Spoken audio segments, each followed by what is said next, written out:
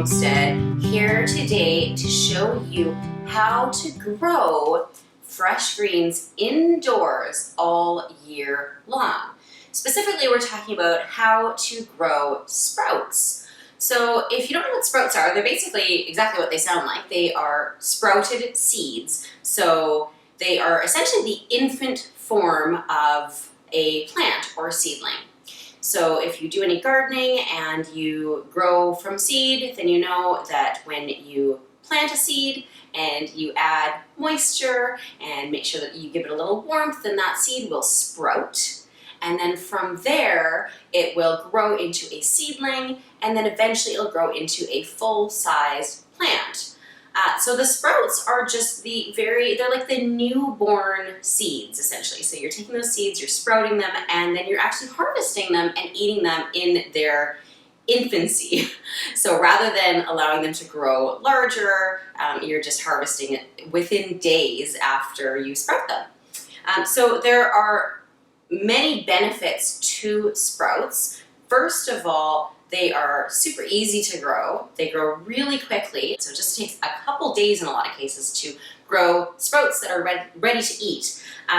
They also can be grown indoors all year long. They can be grown right on your countertop. They don't take up much space and they don't need anything fancy to grow. All you need is either a mason jar or a sprouting tray, and I'm gonna show you today how to grow in both of those things, and then just a little bit of counter space. And it doesn't matter if it's like completely dark. Your seeds just to sprout and to grow into sprouts don't need any light at all, because if you think about it, when you plant a seed in the soil, it doesn't have access to any light under that soil. So your plants don't need any type of light until they actually hit the seedling stage. So sprouts are really basic. You don't need anything special to grow them except for, like I say, a vessel, which is usually either a mason jar or a sprouting tray, the seeds themselves, and a little bit of water. So aside from those benefits, and also they're very cost efficient, because you can get a pack of seeds I think this is 4 ounces, and you only use about 1.5 tablespoons to fill, like once they grow into sprouts, they'll fill a tray like this, and you can easily divide those up between a family of 4, right? And so they're really cost efficient, because each pack of seeds on average costs between $2 and maximum $10, and stretches a really far way. But aside from all those benefits, there are some amazing health benefits to growing sprouts as well. So they are considered one of nature's superfoods, and this is because when they're in their sprout form, they're packed with nutrients that are bioavailable. So to kind of break that down, when they're in their seed form, right, before you germinate and sprout them, they've got all those nutrients packed in them, but they're dormant, right? They've got a lot of potential energy that is activated, of course, once we germinate and sprout the seeds. So once you sprout them, they become a living food, and that makes all of those nutrients that are in these seeds much more bioavailable and much more active. If you think of them like a baby, like an infant, right? Infants have all sorts of special nutrients that are bioavailable to them to help them grow in that really crucial stage of their life, and so do sprouts. So they're really nutrient dense because of that, and also because if you think of them in terms of their full-grown counterparts, say you're sprouting broccoli seeds, right? So if you let that plant grow to full size, you're going to get a full-size broccoli plant that's very high in nutrients as well. But instead of having to eat an entire broccoli plant, you can eat 50 to 100 or probably more broccoli sprouts and get all of the nutrition from all of those sprouts in one meal. So another health benefit of sprouts is that they're high in nutrients but super low in calories.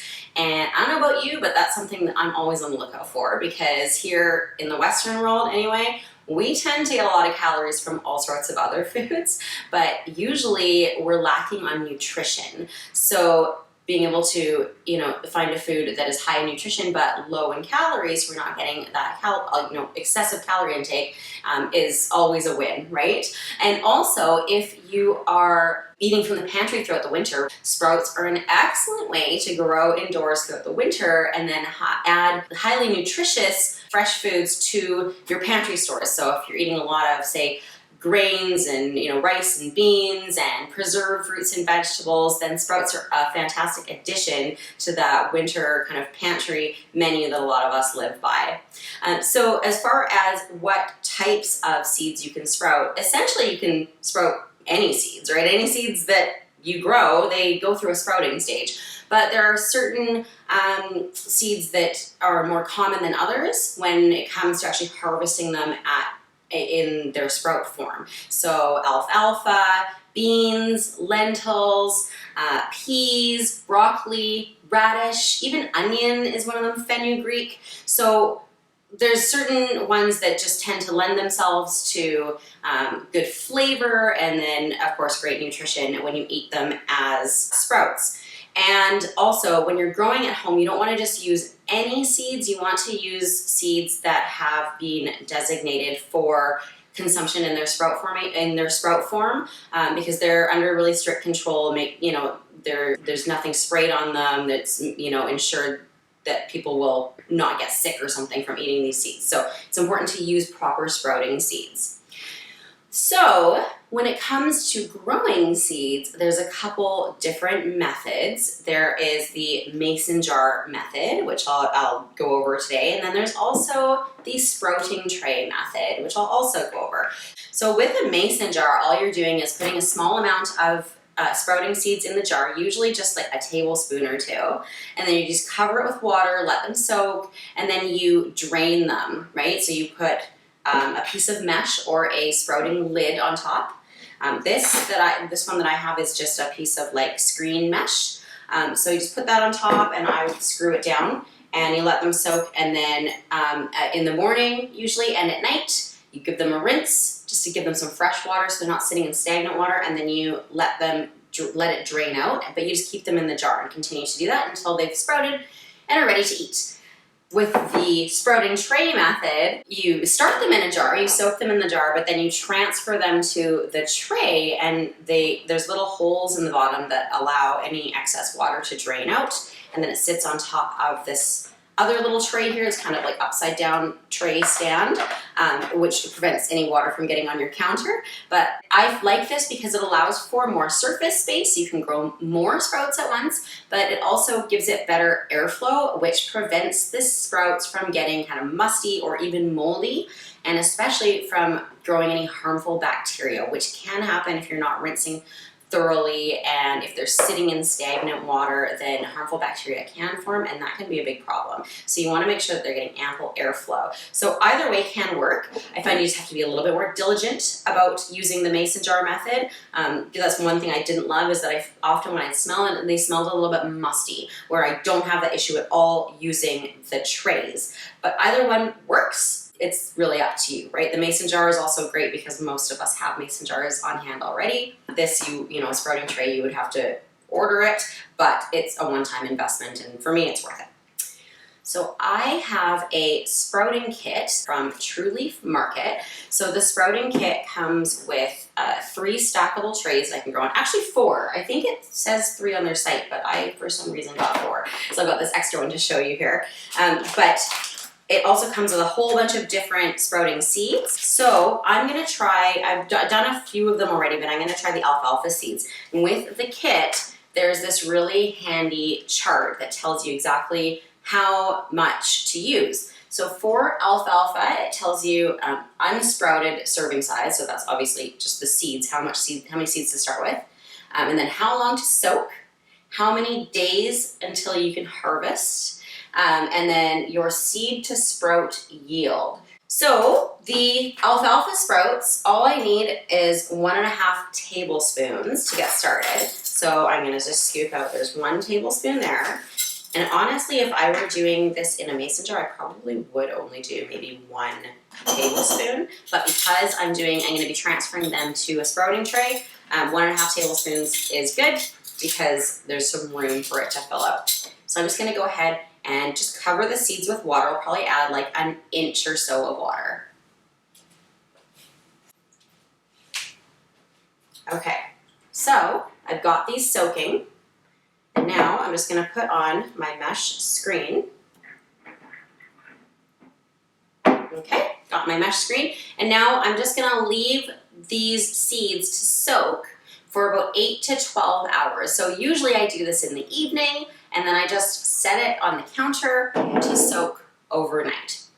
Okay, so then in the morning, let's just pretend, because I don't have a jar that are pre-soaked right now. In the morning, what you want to do is you want to drain your jar, okay? So you want to strain out the water and reserve the seeds. So I'm just gonna drain out the water by dumping it into the sink. Don't mind the dirty dishes, always dirty dishes in our sink. Okay, and then I'm gonna rinse them again. So after your initial soaking period of 8 to 12 hours, right, you drain out the water and then give them a rinse. So I just pour some more cold water in and just swish them around like that. And then drain out the water again.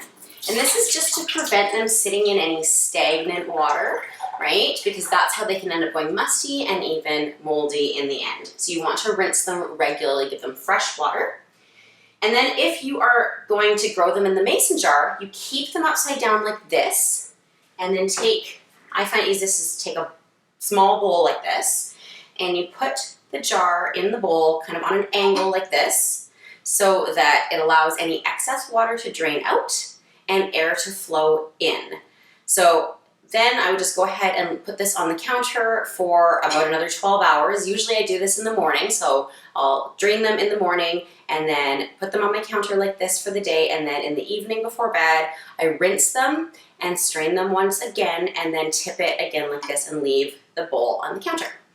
And that's really it. And after that, it takes doing this for usually 2 to 5 days on average, sometimes a little more depending on the seeds that you're trying to germinate and sprout. But usually it's just a few days, rinsing a couple times a day and turning it over like this, and then you will see your seeds will sprout. They'll start to fill the jar, and then in just a few days they're ready to harvest. So I'm going to show you the sprouting tray method now, and then I'll talk about how to harvest them and then use them after. So for the sprouting tray method, when I've soaked my seeds in a jar, right, and I'm ready to strain it, I'm just going to go ahead and strain right through the sprouting tray. You can strain, if you've got mesh, you can strain through there and then transfer them, but I find that the seeds tend to get kind of stuck in the mesh. So because this sprouting tray has little holes at the bottom, it allows the water to drain through anyway. So I'm just going to go ahead and pour my seeds into there. And you can see I need to kind of rinse a couple times and dump them because they're getting a bit stuck in the jar. Just kind of let the water drain out as I go. Takes a minute for the water to also drain out of here, simply because the holes at the bottom are quite small, so that none of even the smallest seeds don't fall through. So I'm just going to kind of swish these around, so hopefully most of them end up in the sprouting tray. There we go. Just like a tiny, tiny bit more in there. There we go. That's pretty much all of them. Okay, so I'm just going to allow the water to strain out. And so now I've got all of my soaked seeds in my sprouting tray. And I'm going to just go ahead and pop it on top of this tray here, and this is going to catch any excess water that comes out of the tray. So you can pop it on your counter and not worry about making a mess. So one thing I really love about the sprouting tray method is that you can stack them one on top of another. So I can grow a whole bunch of different types of sprouts at once. So I'll show you this one that I have growing on top here. I started these on, I think it was Sunday, and it's Thursday now, so it's at 4 days. And honestly, they were ready to harvest yesterday easily, but I kept them so that I could show you in the video. So this is a 3-part salad mix. This is alfalfa sprouts, radish sprouts, and broccoli sprouts all in one. And this was 1.5 tablespoons of seeds, the exact same that I just did for the alfalfa. And in 4 days, this is what I've got. Enough sprouts to easily divide up and feed a family of 4 or 5. Of course, not on its own, but if you top, say, a salad or add them to a sandwich or to a stir fry even or something like that, that is, enough sprouts to divide up between a family of at least 4, I would say. So these are the salad sprouts that I did. And then underneath that, I've got, this is actually wheat berries that I've sprouted. Now, what I have learned to do with these is I've learned that they grow really quickly because grass, right? And usually if you're gonna grow wheat grass, you would do it as a microgreen, which is planting in soil and then letting them get to the seedling stage or getting a bit larger. But I found that actually I was able to grow full-on wheatgrass without even using any soil. So because we do have some light set up, which will help the grass to grow and to get that really healthy chlorophyll that we get in wheatgrass, I've been putting it under my lights and letting it grow. Or you can also sprout them before they even get to this stage, like after a couple days and they're just sprouted, and then you can actually grind them up if you have a wheat grinder and use them in place of regular wheat berries when you're grinding your flour and then baking your bread. And they're much better for your body. They are more digestible as well. So these are wheat berries, and then under that, I've got some sprouted lentils. And so for dinner tonight, I'm actually making a sprouted lentil curry. So that's gonna be the first time that we've tried eating them in a warm dish. I've made like bean salad and things like that before, but I found a really good looking recipe for a sprouted lentil curry that we're gonna try out tonight. So all of that I was able to grow in 4 days. And then I can just stack it back up. And that's it. Super simple. So as far as where to buy them, I like to order all of my sprouts and sprouting accessories from True Leaf Market. So I will pop a link to them below. They are an affiliate of mine, and so they did send me this sprouting kit. Now, like I say, I had grown sprouts in mason jars before, and that works just fine. And you can actually get sprouting jars and specialized sprouting lids from True Leaf as well. But I highly recommend the sprouting kit if you can. It's not that expensive. I think it's under $50. And you also get, like I say, not just the trays, but you get all of the different packs of seeds as well. So which is more like, honestly, all the seeds that we got will probably last us through the year, at least, right, of growing sprouts indoors. So you get all of that, plus you get their handy chart that shows you how much you need to grow and how long to harvest and how, all of the instructions. And then a little booklet on all of the health benefits as well, which is really cool. But even if you decide just to grow in mason jars, True Leaf also carries all sorts of different types of sprouting seeds, so you can get sampler packs with like a dozen different types that you can try out, or you can just order individual packs of seeds, of sprouting seeds as well. So again, I will pop a link below to True Leaf Market to their sprouts, so you can check out all of that. And I will also pop a link to the full written blog post that goes along with this video if you prefer to, have some instructions that you can read when you're doing it, or if you want something that you can actually print out and keep on hand. So I'll pop both of those links below the video. As always, if you like this video, make sure you hit like below and subscribe so you never miss an update on the house and homestead. Bye for now.